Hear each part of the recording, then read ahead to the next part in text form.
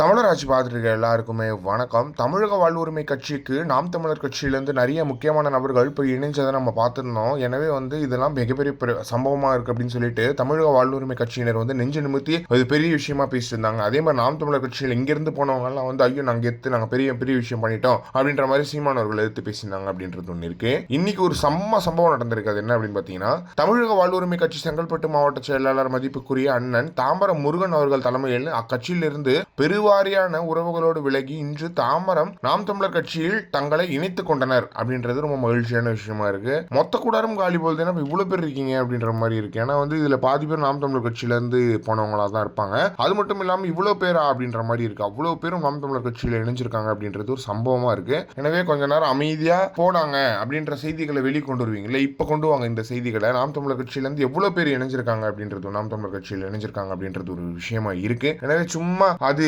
இதுன்னு பேசாம இதெல்லாம் மிகப்பெரிய விஷயமா எடுத்து இதெல்லாம் பேசுங்க அப்படின்றதுல எந்த ஒரு மாற்றமே கிடையாது. எனவே இப்ப பேசின அவங்கெல்லாம் எங்க இருக்காங்க, பேசின வாடகை வாய்கள்லாம் எங்க இருக்கு அப்படின்றது ரொம்ப கிளியரா தெரிஞ்சிருச்சு. ஏன்னா இப்ப ஜெகதீச பாண்டியன் இவங்கெல்லாம் ரொம்பவே சீமானவர்களை ஏளனமா பேசிட்டு வந்துட்டு இருந்தாங்க. இந்த மாதிரியான விஷயங்களுக்குலாம் எங்க போய் பேச போறாங்க, ஏன் இவங்க போனாங்கன்னு போய் கேளுங்க அப்படின்றதுல எந்த ஒரு மாற்றமே கிடையாது. இது ஸ்டார்டிங் தான். தமிழக வாழ்வுரிமை கட்சியே மொத்தமாக நாம் தமிழர் கட்சியில் இணைஞ்சாலும் ஆச்சரியப்படுறதுக்கு இல்லை. ஏன்னா ஒரு ஓட்டுக்கு அதாவது ஒரு சீட்டுக்கு அவர் போய் அவரே அடமானம் வச்சு அவர் கொள்கையை அடமானம் வச்சுட்டு இருக்கிறவர், அவருக்கு எப்படி இப்படி தான் இருக்கும் அப்படின்றதுல எந்த ஒரு மாற்றமே கிடையாது. இதை பற்றி நீங்கள் என்ன நினைக்கிறீங்க அப்படின்றத மறக்காம சொல்லுங்கள்.